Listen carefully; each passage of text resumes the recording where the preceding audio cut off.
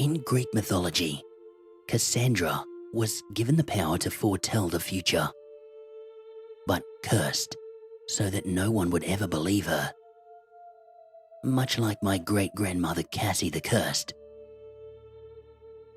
When Robert shared the following story with me, I couldn't help but be reminded of how fate often mocks us, as it did Cassandra. Robert was a colleague of my friend Steve, and new to our little circle.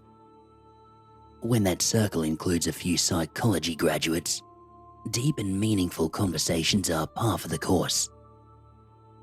Discussions about whether free will exists, or if every decision we've ever made and ever will make was already determined before our birth.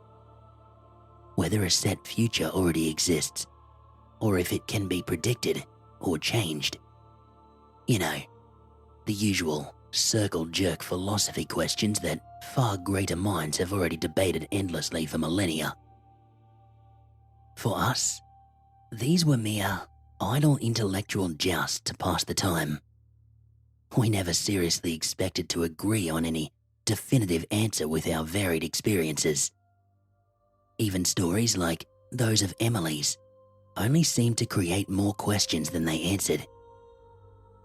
So, one evening, when Rob confidently claimed to know the truth and had a mind-bending story to prove it, he also had our full attention. He would even share in detail the experiments he ran to test his hypothesis, though he also warned us, we may not like the answers. With such an alluring promise, how could we not want to hear more?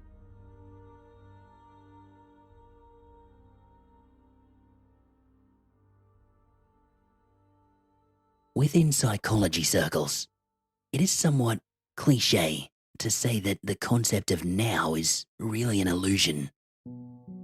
For example, this very instant that you're reading this text, it's taken the light some time to travel to your eyes. For your eyes to convert those photons into much slower chemical and electrical stimuli. Then, for those signals to cascade through the synaptic pathways and neurons in your brain to process. And then, for your body chemistry to react. What we think of as now, in reality, has already passed a few fractions of a second ago. We are, in effect, forever living in the past, with our brains constantly playing catch-up. Our individual reality is an illusion, a mental hologram constructed by the mind to interpret all the data flooding in from our senses. Bob and his research partner Carol were looking to test that idea as far as they could. If time and perceived reality is a purely mental construct, could the mind be trained to respond to it differently? Could your brain, for example, be conditioned to think faster or slower? Could your perception of time be significantly slowed? Could your reaction times correspondingly be increased? It would be like accessing deeper levels of your mind, Inception style, at will.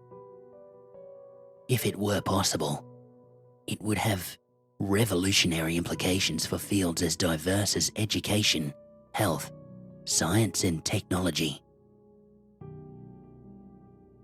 While Steve believed that the mind was basically software that could be unlocked through the language of thought, Rob and Carol saw the brain as hardware, waiting to be overclocked. They spent months figuring out how best to create practical, easily reproducible experiments which could test their hypothesis.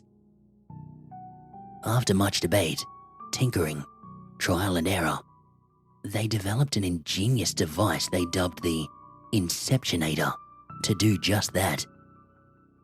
It was an elegantly simple system consisting of 3 basic parts: a virtual reality headset, like a more sophisticated version of the Oculus Rift, with brain monitoring sensors.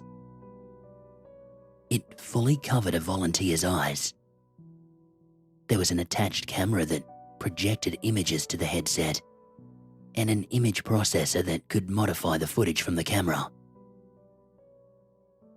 4 Inceptionators were constructed for their tests, as what the mind experiences is highly personal and subjective. Carol and Rob agreed to use one each to experiment on themselves. 2 volunteers who weren't aware of the real purposes of the tests, Alice and Dave, were given the remaining devices. For the first few days, they all acclimatized to wearing the headsets, getting used to going about their daily routine with the device set to a normal 30 frames per second. After this calibration period, the experiments could properly begin. The first of their experiments involved reducing the frame rate from the camera stream by half, dropping to 15 frames per second, so each frame lasted twice as long. Though time was passing at the same rate, the world through the lens seemed to slow down for all of them. Moving around the real world seemed like walking in molasses. They found that their own thoughts also slowed, feeling more relaxed than normal. After a few days, they switched over to the next set of tests. They doubled the frame rate to 60 per second. Everything seemed like hyper-reality, a lot more fluid than usual, but otherwise really had no appreciable impact on their perceptions or abilities. For the third experiment, they flipped their projected image to be upside down. This would test if a perspective change would also alter their thinking process. At first, it was completely disorienting. They constantly found themselves bumping into things, like drunkards, much to the amusement and laughter of all observers. But after a couple of days, their minds had adapted, and they could function perfectly normally. By the end of this experiment, they barely even noticed that the image was upside down. It actually replicated how the eyes really saw the world, and their mind's eye had no problems flipping it around. Once adapted, there seemed to be no difference in perceptions or thinking ability. While these were all fascinating, they were merely covers for the real experiments to come. The ones that changed everything. This time, they introduced a slight delay to the video feed to make it further out of sync with the real world. The delay was initially set to half a second. It was a very small lag, almost imperceptibly so, but enough to make a big impact. Their reactions were just too slow for the most basic of tasks, like catching a ball thrown at them or a game of table tennis. Like the previous test, however, Alice and Dave managed to adjust after a few days and eventually could function as normal again. Most interestingly, these two started reacting to events before the visuals were even displayed on their headsets. For example, they could now catch a ball thrown at them before they could even see it leaving the thrower's hands. Their minds had adapted to perceiving the subtle movement in the thrower's tensing body, the auditory cues, and compensating to anticipate events as they were happening. They were, in effect, experiencing the actual now, and their brains were working fractions of a second ahead of what they were used to. They further doubled the lag time on the Inceptionator, from half to 1 second. Alice and Dave continued to adapt after a couple of days, Carol and Rob, however, reluctantly recognized that they couldn't keep up. Despite being the intended subjects of their own experiments, they were not experiencing what Alice and Dave were, and their results were far more interesting. They dropped themselves out of their own experiments and switched to being full-time observers instead. They doubled the lag time again, from 1 second to 2 seconds. For Dave, this proved too far a leap. The difference of that extra second may as well have been an eternity. Much like Carol and Rob, however, after several days of no progress and failing all his tasks, he too was dropped from the experiment and departed none the wiser about the true nature of the tests. Alice, on the other hand, was a different story. Within 24 hours, she had fully adapted. Her brain had fully compensated for the lag. Somehow, she was now able to anticipate events well before even the subconscious cues could be signaled through the headset. But the most unexpected and incredible result was what happened when she was not wearing the Inceptionator at all. Rather than being in sync with now, her mind appeared to be working ahead of time. Her senses had heightened to super-sensitive levels. She would now know if someone was at the door before the sound of knocking could even be heard. She could tell you that your phone was about to ring. During one particular lunchtime walk through a park, she suddenly ducked, barely dodging a football that otherwise would have hit her head and knocked her over. She was developing what Rob teasingly called spidey senses.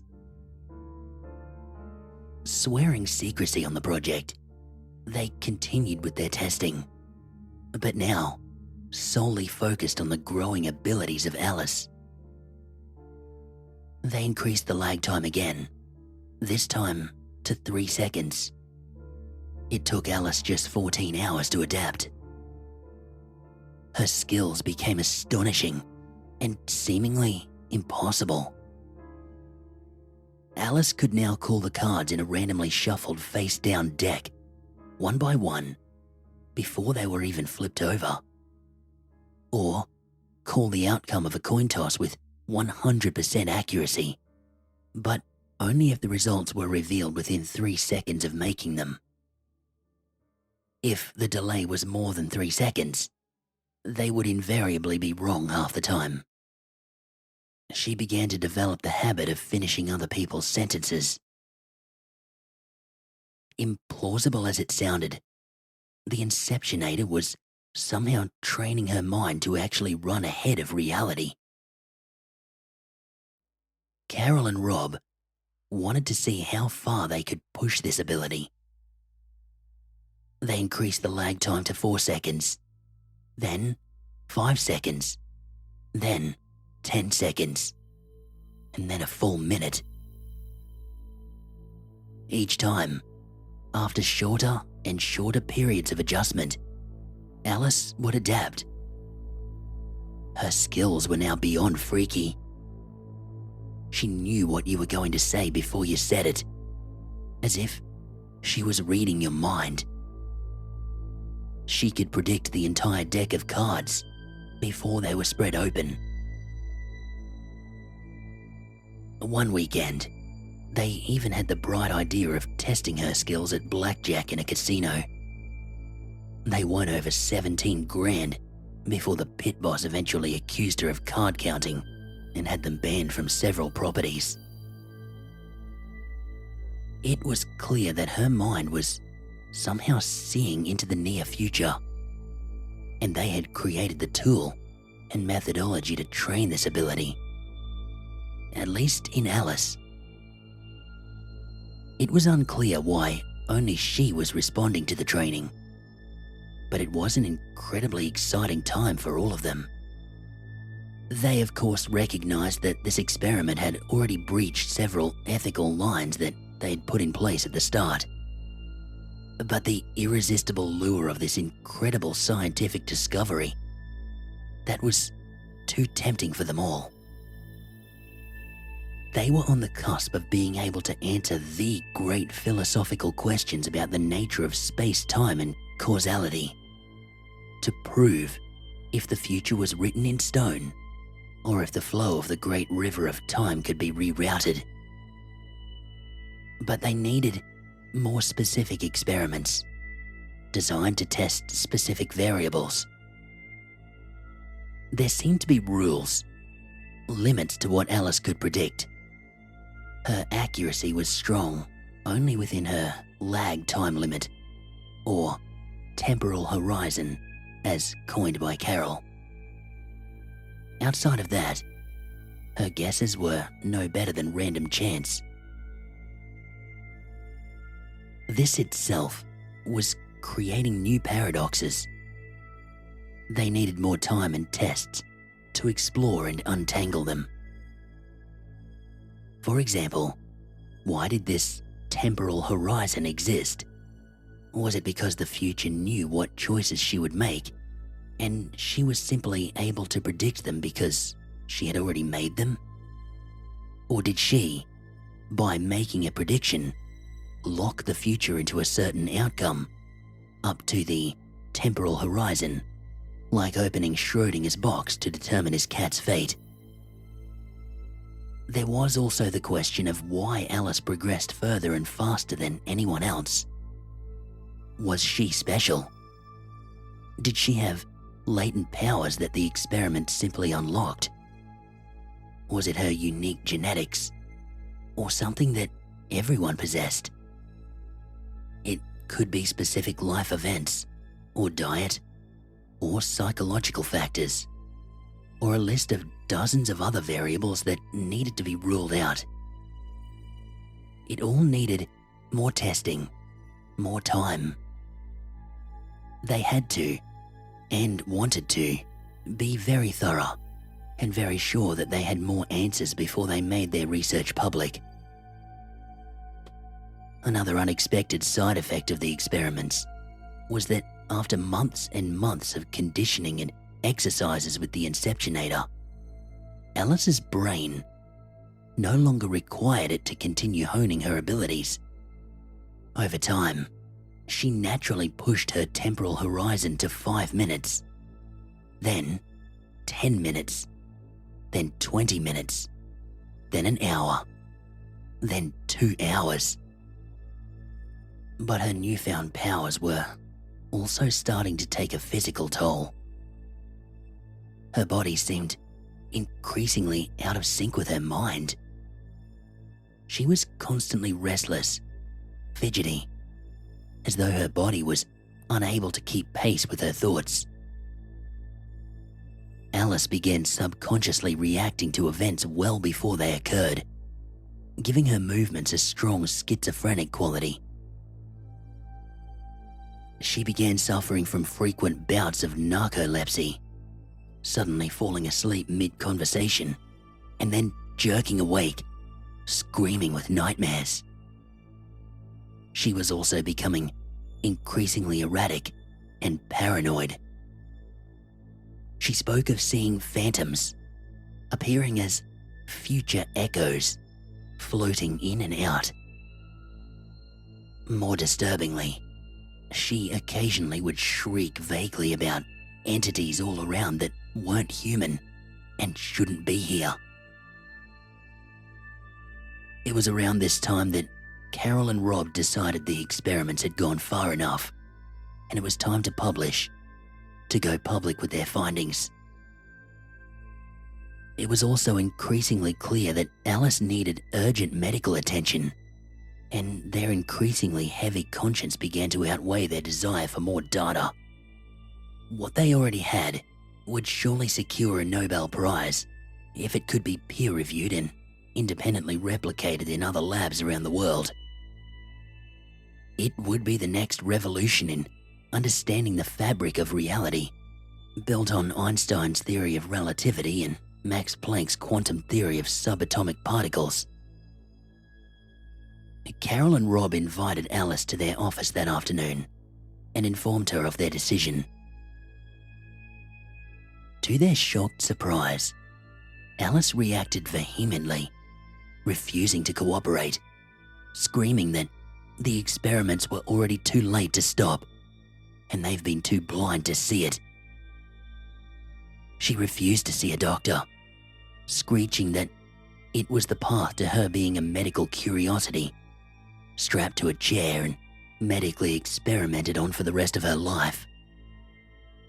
Alice promised them she would not allow the research to be published either, as it would lead others down the same cursed path she now walked. The argument escalated when Carol bluntly stated that she was going to publish anyway, and it wasn't Alice's decision to block. At stake was fame, fortune, and immortality in the history books. Carol was not letting that opportunity slip away for any reason. The shouting match only ended when Carol stormed out of the room, with Alice screaming, "You will never publish it. Never. You hear me? Never." She slammed Carol's chair violently against the wall with a large cracking sound, as if to punctuate her point, before leaving herself. Later that evening, Carol and Rob met for dinner to discuss their options. By the time they departed, they had both agreed that the best option was to have Alice sedated for medical treatment, put under observation. She was increasingly paranoid and a danger to herself and others. As the instigators of the experiments, they did have a duty of care that they should have exercised long ago. But they were swept up in the excitement of their discoveries. It had been a tense day, and by the time Rob got back to his home, he was exhausted. It didn't take him long to fall asleep. He was awoken, suddenly during the night, to see Alice standing over him in the dark, watching him sleep. Pressing a finger tightly to his lips, she whispered in a raspy voice, She pointed all around with her other hand. "We're not alone." Rob tried to yell, but found Alice's hands wrapped tightly around his mouth before he could emit a sound. He looked around in the darkness, but he could see no one else. Alice's head jerked from side to side as she surveyed around the room. Her gaze finally lingered in the right corner, just opposite the bed. "They can hear you. They can see you. They know what you're doing," she softly hissed. They both stayed there in silence for what seemed like half an hour. Alice then finally released her grip and headed out towards the bedroom door. She moved in this jerky, shambled motion with an unevenly slow, then rapid pace as she left the room. Rob took a deep breath and a moment to gather his thoughts before he reacted. It was then that he noticed her shadow was still silhouetted against the wall and only drifted out slowly to follow her long after she had gone. Rob quickly got out of bed, relocking the front door, wondering how she even managed to get in. He was freaked out by the whole incident, and he wasn't sure if maybe he dreamed the whole thing. His heart was pounding, and he was just about to dial the police when he decided it would be better to talk to Carol in the morning first. He double-checked the locks, then went back to his bed and fell into a shallow, fitful sleep. When he awoke the next morning, he felt groggy, terrible. He added panic to that list when he realized that he had missed his morning alarm by a couple of hours. It had somehow been switched off. When he did finally arrive at the office, 3 hours later than usual, it was to a scene of absolute chaos as firefighters were putting out a raging blaze. It had consumed half the building. A forensic investigation would later declare it to be an accident caused by a cracked power socket next to Carol's desk chair, sparking a fire when she had turned on her computer. In her panic, she had accidentally toppled over the piles of books and research papers that had been stacked around her, essentially trapping her as the fire spread rapidly, consuming her, their research, and their equipment. Rob would later find that his personal backup files and the ones at Carol's home were missing, and all their online backups of the research deleted. It was becoming obvious that Alice knew what they had planned for her. How could she not? He realized, with her abilities, she would be 10 steps ahead of their every move. After dealing with authorities, Rob went to Alice's home a couple of days later to confront her. He found her front door was unlocked. He barged in and almost retched at the sight before him. Alice was disheveled, and her previously youthful features seeming to have aged decades overnight. Her hair was a tangled mess, matted, clotted with blood. He was horrified to see that she had deep bloody gouge marks all down her face, neck, and arms. Tiny strips of dried flesh hung from her long, jagged and dirty fingernails, along with the remains of 2 eyeballs still hanging by their optic nerves.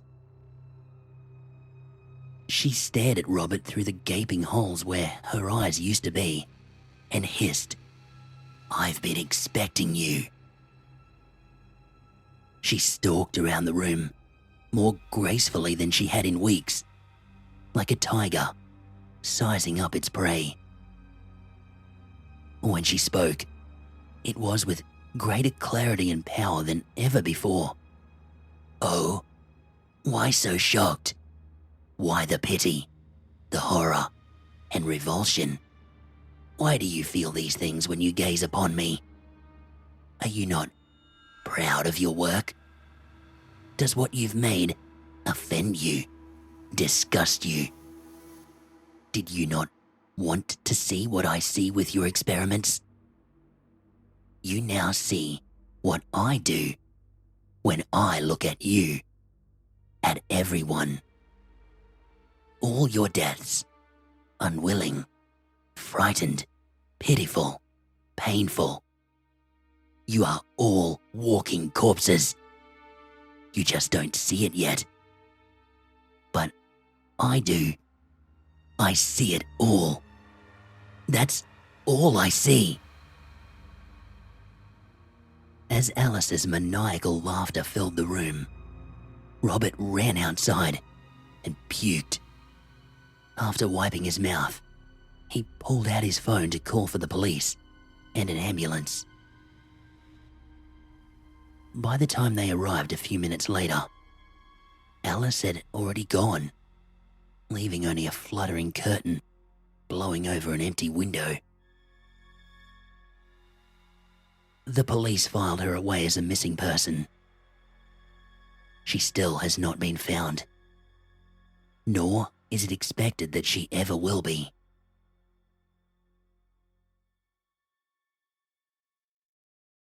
Over the years, Rob has moved around the country and even tried to replicate the experiment once. The siren's call of rebuilding his research was too big a lure to resist. But he never got any further than the first week. All his volunteers got freaked out, claiming to see a mutilated face just outside of their vision and phantom figures brushing against their arms and face when they have the headsets on. At night, a few would see that face staring at them in the mirror or through windows. Rob finished his story by asking if any of us were willing to be his new volunteers, to share in the glory of his discovery. We just looked at each other, not quite knowing what to think. None of us took him up on the offer. He chuckled and said that he wouldn't either. The universe tends towards equilibrium, and what the gods give with one hand, they take away with the other, he mused. There's always a price to pay. It's the second law of thermodynamics. There ain't no such thing as a free lunch. He had resigned himself to knowing that his research would never be completed. After all, how can I possibly outsmart an opponent who already knows how the game will end?